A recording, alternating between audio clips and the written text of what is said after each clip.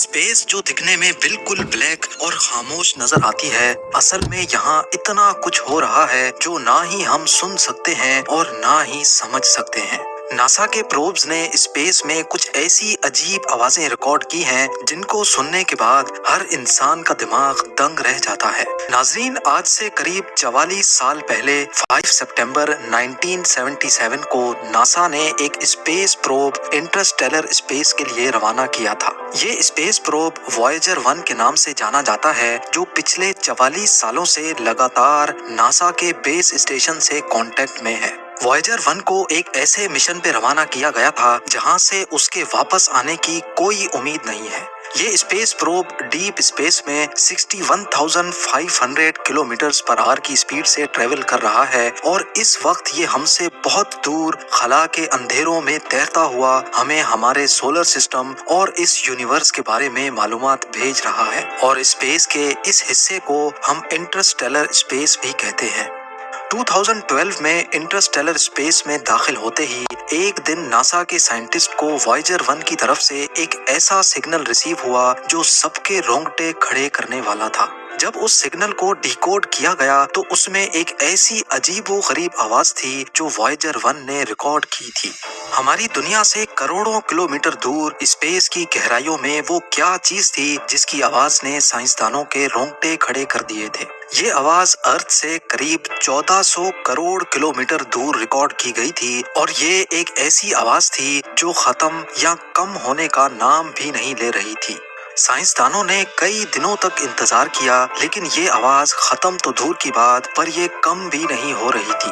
देखते ही देखते एक साल गुजरा, फिर दूसरा साल और फिर पूरे 3 सालों के बाद इस अजीबोगरीब आवाज की इंटेंसिटी में कुछ कमी देखी गई।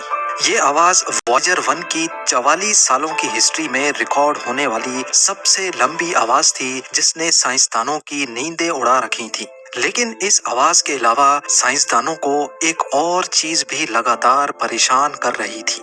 जी हाँ, जिस पॉइंट पे वॉयेजर 1 ने पहली बार इस आवाज को रिकॉर्ड किया था, पूरे 3 सालों के बाद वो उस पॉइंट से 160 करोड़ किलोमीटर दूर जा चुका था, लेकिन फिर भी ये आवाज वैसी की वैसी ही थी। 160 करोड़ किलोमीटर मतलब ये डिस्टेंस इतना ही हुआ जितना जमीन से चांद तक के पूरे 4000 चक्कर लगाए जाएं। खला में इतने ज्यादा डिस्टेंस तक फैलने वाली आवाज आखिर आ कहां से रही थी? इसी बात ने बड़े बड़े रिसर्चर्स और साइंटिस्ट को चकरा कर रख दिया था। एक बात तो कंफर्म थी कि हमारे सोलर सिस्टम के बाहर कोई ना कोई ऐसी ताकत जरूर छुपी है जो इस आवाज की वजह बन रही है। लेकिन स्पेस में तो कोई आवाज ही नहीं होती, तो आखिर इसको रिकॉर्ड कैसे किया गया? ये बात हकीकत है कि स्पेस में जाते साथ ही कानों पर किसी किस्म की भी कोई आवाज नहीं पड़ती। हत्ता कि अगर स्पेस वॉक के दौरान एस्ट्रोनॉट्स के बिल्कुल बराबर में कोई धमाका ही क्यों ना हो जाए, वो धमाका दिखेगा तो सही, लेकिन उसकी आवाज कानों तक नहीं पहुंच सकेगी। आवाज जिसको हमारे कानों तक पहुंचने के लिए हवा और एटमॉस्फेयर की जरूरत होती है, ये दोनों चीजें ही स्पेस में मौजूद नहीं है। इसी वजह से स्पेस में किसी किस्म की भी आवाज ट्रेवल नहीं कर सकती। स्पेस में साउंड वेव तो ट्रेवल नहीं कर सकती, लेकिन इलेक्ट्रोमैग्नेटिक वेव्स स्पेस में आसानी ट्रेवल कर सकती हैं। बेशक हमारे कान इन वेव्स को नहीं सुन सकते, लेकिन वॉयेजर 1 ने इन वेव्स को रिकॉर्ड करके हमें अर्थ तक भेजा ताकि हम इनको डिकोड करके सुन सकें। यही वो अनोखी आवाज थी जो वॉयेजर 1 ने इंटरस्टेलर स्पेस से भेजी थी।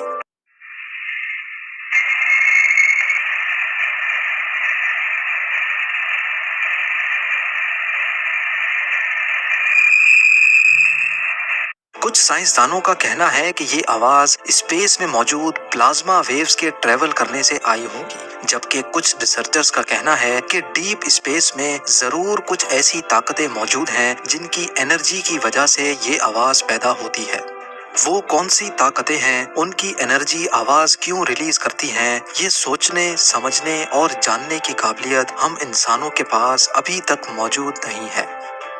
वॉयेजर 1 अपने एंटीनास से ये वेव्स कैप्चर करके उनको रेडियो सिग्नल में कन्वर्ट करता है और फिर अर्थ की तरफ ट्रांसमिट कर देता है।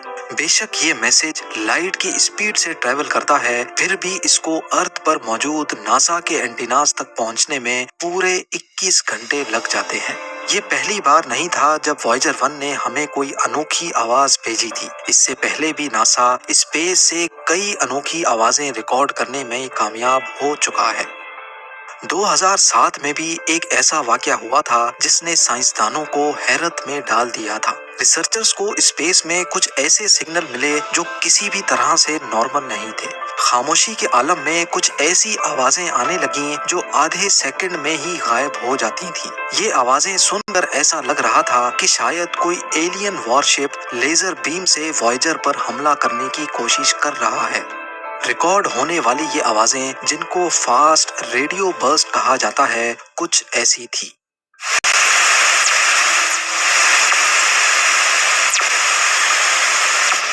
یہ آوازیں سن کر سائنسدانوں کو ایک بات تو کنفرم ہو گئی کہ ہم جتنا زیادہ ڈیپ اسپیس کے بارے میں جاننے کی کوشش کریں گے، ہم اتنا زیادہ ہی سوالوں میں الجھتے جائیں گے۔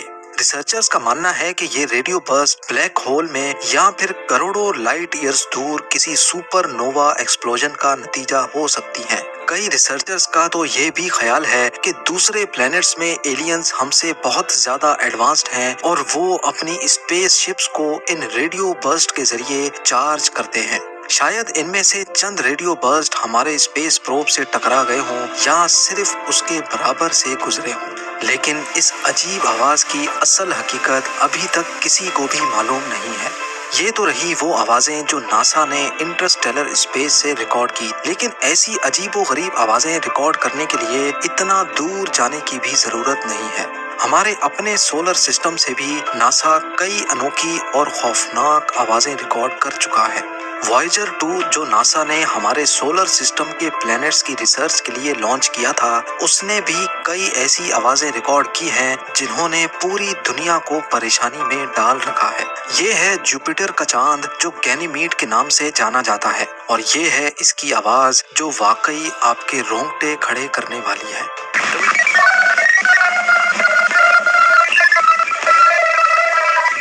سائنسدانوں کا ماننا ہے کہ یہ آواز ایسی الیکٹرو میگنیٹک ویوز کی ہیں جن سے پولر لائٹس بنتی ہیں۔ جس طرح ارتھ کے کئی حصوں میں آسمان پر پولر لائٹس نظر آتی ہیں، اسی طرح سیچرن، جوپیٹر اور گینیمیڈ میں بھی پولر لائٹس بنتی ہیں۔ اور یہ پاسبل ہے کہ جو آواز ابھی آپ نے سنی وہ جوپیٹر کے مون گینیمیڈ میں پیدا ہونے والی پولر لائٹس کی کنورٹڈ آواز ہو۔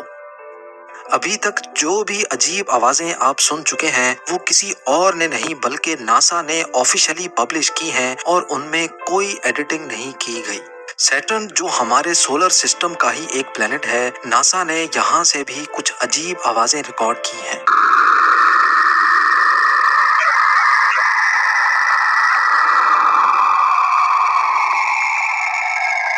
ناسا کا ماننا ہے کہ یہ آواز کیسینی اسپیس کرافٹ نے سیٹرن سے نکلنے والی ریڈیو ویوز کو کنورٹ کر کے بھیجی ہے، اور یہ بھی شاید سیٹرن میں موجود پولر لائٹس کا ہی نتیجہ ہے۔